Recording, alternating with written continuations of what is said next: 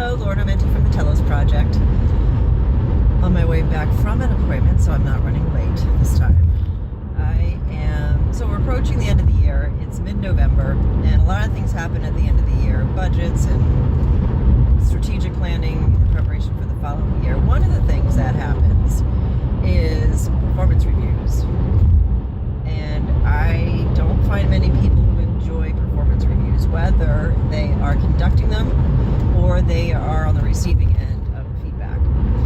And I think part of the reason why everyone is so uncomfortable, or so many people are so uncomfortable with performance reviews, is because they're so subjective and they become personal. And when someone's not doing well, it is personal. When you measure someone against, are you doing a good job? How do you know the problem with putting them off? I have met several CEOs, I'm surprised at the number actually, who put off conducting performance reviews literally for years. And when you have really good employees, top talent on your team, they are going to want to know how they're doing. They always want to know what success looks like. They want to know if they're getting close to being successful, they are successful. You're going to have to give them that feedback. My suggestion is take out the part of the interview that makes it subjective and more personal than business.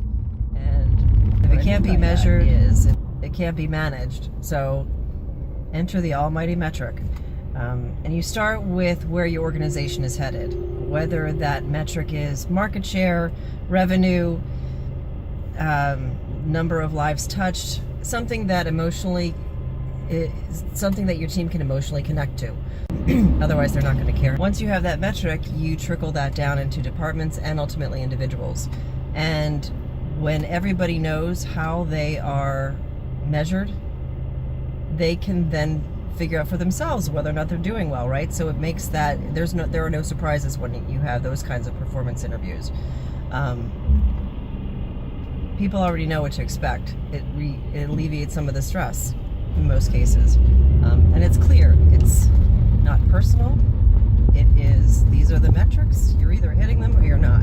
Now, if they're not, part of your job as a leader is to mentor your team. So you've got to be adept and willing to coach them on how to improve. You don't just say, oh, you're not doing a good job, see you later, bye, and either throw them out the door or throw them back into the work pen. You've got to be able to coach them and say, this is what I need to see from you. We're going to measure this in order to get closer to your goal. What do you need from me in order to do that? What's going to hold you back? Where do I need to call you out on? Have that conversation with them. Top talent's going to love it. And somebody who is a subpar performer is probably going to weed themselves out, and you'll be grateful if you don't do it yourself. That's actually part of doing it.